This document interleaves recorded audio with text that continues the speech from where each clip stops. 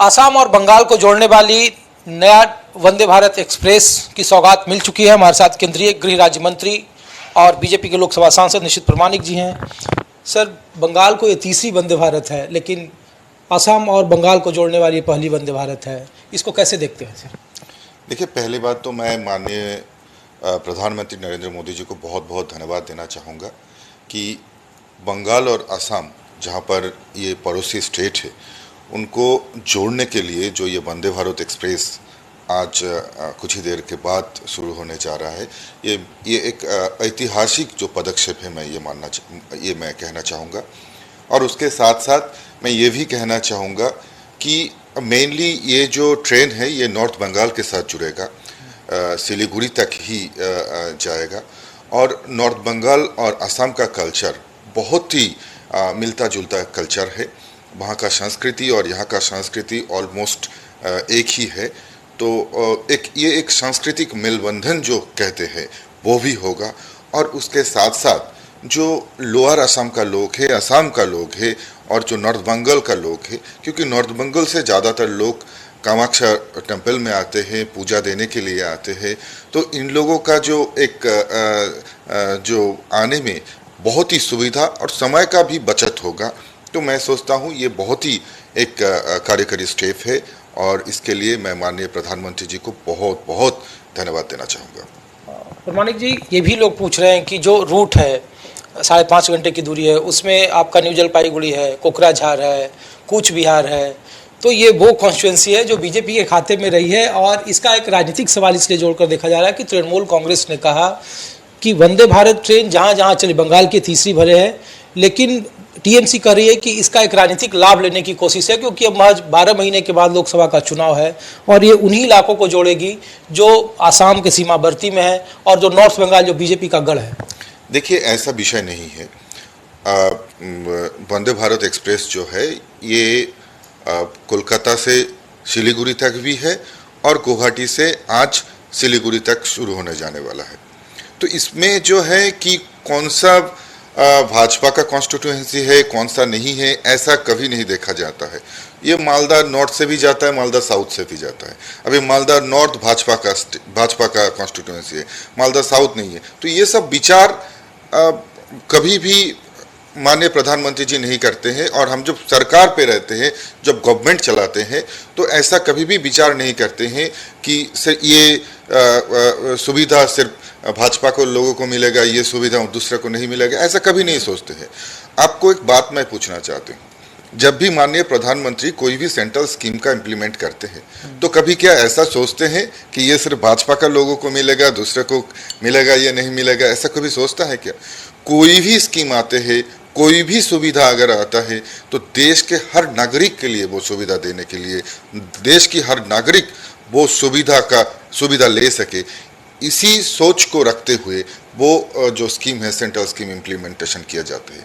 और वंदे भारत एक्सप्रेस में गुवाहाटी से अगर एनजीपी जाएगा, सिर्फ गुवाहाटी और नॉर्थ बंगाल का लोग ही इसमें आह्वान नहीं करेंगे, बल्कि बाहर से बहुत सारा टूरिस्ट भी आएंगे, पूरा देश भर का लोग आएंगे, जो ये असम से बंगाल तक, बंगाल से असम तक आने के लिए उनको समय का भी बचत होगा और आने में सुविधा भी होगा। मंत्री, सवाल इसलिए पूछे जा रहे हैं क्योंकि देखिए, जब भी देश को नया संसद मिला, तृणमूल कांग्रेस वहाँ से गायब थी। जैसे नीति आयोग की बैठक होती है, तृणमूल कांग्रेस उसका विरोध करती है, बहिष्कार करती है। तो जो फेडरलिज्म की बात बार बार हो रही है, सरकार के 9 साल पूरे हो गए, लेकिन विपक्ष ने आपसे 9 सवाल पूछे, तो ये तृणमूल का है कि एक तरफ तो विरोध कर रही है, वो संसद समर्पित हो रहा है, तो नीति आयोग की बैठक हो रहा है, तो 9 साल पूरे हो रहे हैं, आप अपनी उपलब्धियाँ गिना रहे हैं, वो 9 सवाल पूछ रही है।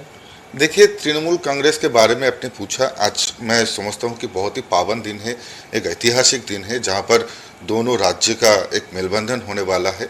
इस समय में तृणमूल का बात जितना कम करे उतना ही अच्छा है, क्योंकि तृणमूल का जो सरकार है, दीदी अपना स्टेट का लॉ एंड ऑर्डर ठीक से नहीं चला पा रहे हैं।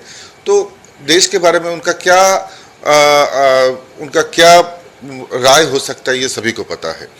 जब हम लोग देखें कि राष्ट्रपति जो महामहिम द्रौपदी मुर्मू जी को उनका पार्टी का लोग अपमान करते हैं, तो उसमें दीदी शर्मिंदा नहीं होते हैं। तो जब हम लोग देखते हैं कि सर्जिकल स्ट्राइक होता है और देश के सेना विजय प्राप्त करते हैं, तब देश की सेना पर प्रश्न उठाना ये तृणमूल कांग्रेस का कल्चर है। तो देश के ऊपर प्रश्न उठाना, और देश में जब हम आत्मनिर्भर होने जाए और जितना भी देश का प्रगति होए, उतना ही तृणमूल कांग्रेस जो है उसको लेकर एक प्रोपागेंडा खड़ा करने का कोशिश 24 में करता है। करिए कि दिल्ली में हम काबिज होंगे, बीजेपी को मुक्त कर देंगे, ममता बनर्जी उसकी अगुवाई कर रहे हैं, नीतीश कुमार उसकी अगुवाई कर रहे हैं। मैं एक बात आपको पूरी कॉन्फिडेंस के साथ कहता हूं, अगर आज भी फिर से आज भी इलेक्शन डिक्लेयर हो, ममता बनर्जी ये बंगाल से उनको 10 जो है लोकसभा का सीट मिलना भी बहुत मुश्किल है। कहने वाला बात सब लोग कह सकता है, लेकिन करने का बात जो होता है वो अलग होता है।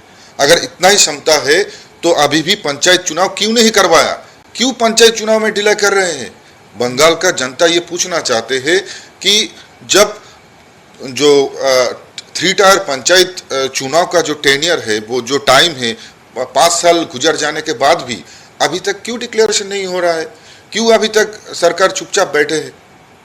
एक आखिरी सवाल है कि प्रमाणिक जी, कि सिवोग से रंगपो सिक्किम में पहली बार ट्रेन चलेगी, और शायद आज़ाद भारत में जो अब तक अछूता नॉर्थ ईस्ट का राज था सिक्किम, वहाँ वो पूरा हो जाएगा, टनल का काम पूरा हो गया, 44 किलोमीटर है।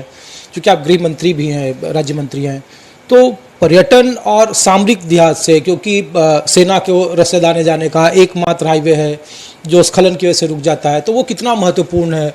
चीन जैसा जब आपका पड़ोसी, हालांकि 3 सीमा है, भूटान और नेपाल भी, वो दिक्कत नहीं है, लेकिन चीन के लिहाज से, पर्यटन के लिहाज से वो रेलवे लाइन को किस तरीके से देख रहे हैं आप? देखिए, हम आपको ये कह सकते हैं कि पर्यटन के लिए और उसके साथ साथ सिक्किम हमारा एक बहुत ही सुंदर स्टेट है, उसको पूरा देश के रेलवे कनेक्टिविटी के साथ जुड़ने के लिए ये प्रयास हम लोग कर रहे हैं। और उसके साथ साथ प्राकृतिक रूप से बहुत ही दुर्जकपूर्ण जो एरिया है, क्योंकि वहाँ पर जो है बीच बीच में हम लोग देखते हैं कि वहाँ पर जो पर्वत का स्खलन होता है और लैंडस्लाइडिंग जैसा घटनाएं होते हैं, तो किसी भी आपदा में वो रास्ता बंद ना हो जाए, इसलिए वो टनल का भी हम लोग जो है व्यवस्था कर रहे हैं। और इसके लिए मैं माननीय प्रधानमंत्री जी को बहुत बहुत आभार प्रकट करता हूं कि उनका जो लुक ईस्ट पॉलिसी है, कि किस तरह से नॉर्थ ईस्ट और उसके साथ साथ जो है कि उत्तर पूर्व भारत का डेवलपमेंट सिर्फ इंफ्रास्ट्रक्चर डेवलपमेंट नहीं, उसके साथ साथ कनेक्टिविटी, ये जो इसका जो काम चल रहा है, मैं कहता हूं कि हमारा देश आज़ाद होने के बाद पहली बार अगर कोई प्रधानमंत्री ऐसी सोच रखते हैं तो हमारे प्रधानमंत्री माननीय नरेंद्र मोदी जी है और कोई नहीं है। सामरिक दृष्टि से इसको कैसे देखते हैं, चीन और उस तरीके से इस प्रोजेक्ट को, खास करके सीवोग? बिल्कुल, सभी दृष्टि से ही ये बहुत ही अच्छा काम हो रहा है, चाहे सामरिक हो, चाहे अंतरिक्ष सुरक्षा की व्यवस्था हो, सभी, चाहे वो पर्यटन की व्यवस्था हो, सभी दृष्टि से ये व्यवस्था हो। क्योंकि देखिए, ये पहाड़ी दुर्गमी क्षेत्र में चाहे पर्यटक हो या चाहे कोई आधा सामरिक बल हो, चाहे सामरिक बल हो, सभी को जाने में बहुत ही प्रॉब्लम होता है, दिक्कत होता है। और उसके साथ साथ रेस्क्यू के मामले में भी हम लोगों को बहुत सुविधा होता है, उन लोगों को सामान पहुंचाने में भी, अनाज पहुंचाने में भी दुविधा होता है। तो अगर ये रास्ते बन जाते हैं तो जितना भी आपदा हो, प्राकृतिक दुर्जक हो, उसमें इजीली हम लोग जो है लॉजिस्टिक और जो है कि लोग वहाँ तक पहुँच सकता है और टूरिज्म भी बंद नहीं होगा। ममता बनर्जी 2009 में जब रेल मंत्री थे तो उन्होंने इसका नींव रखा था, और वो कह रहे हैं कि वो हमारी परियोजना है जिसकी वाहवाही बीजेपी की सरकार ले रही है। देखिए, ऐसा कोई बात नहीं है, मैं आपको सीधा कह सकता हूँ। इसके बारे में रामविलास पासवान जी ने भी सोचा था, कहा था, इसके बारे में लालू प्रसाद यादव जी ने भी कहा था, इसके बारे में अगर आप कहेंगे तो बहुत सारा जो रेलवे मिनिस्टर है वो कहा था। तो सभी लोगों को क्या कृतित्व दे दे? जिसने किया उसका कोई कृतित्व नहीं, जिन लोगों ने बोला उन लोगों को अगर दे दे, ऐसा तो कभी नहीं हो सकता है ना।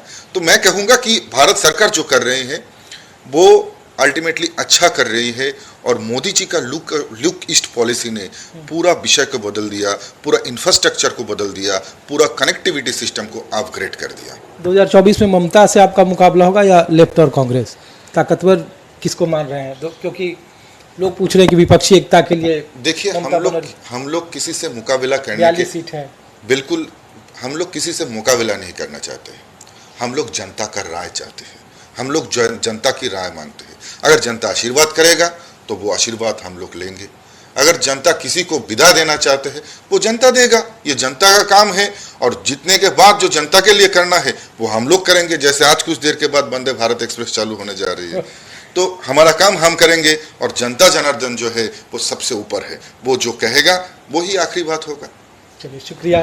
निश्चित प्रामाणिक हैं और जिस तरीके से वंदे भारत की शुरुआत हो रही है वो 2024 के लोकसभा चुनाव से जोड़कर देखा जा रहा है, क्योंकि जिस रूट पर ये वंदे भारत ट्रेन चलेगी वो माना जा रहा है कि भारतीय जनता पार्टी का बंगाल में गढ़ कहा गया है। कैमरामैन अमित राय के साथ ऋषिकेश कुमार, न्यूज़ 24। नमस्कार, मैं हूं मानक गुप्ता। अगर आपको हमारा ये वीडियो पसंद आया हो तो इसे लाइक और शेयर जरूर करें और हाँ, हमें सब्सक्राइब और फॉलो करना ना भूलें ताकि आप देश और दुनिया की कोई खबर मिस ना करें। तो जुड़े रहिए हमारे साथ और देखते रहिए न्यूज़ 24।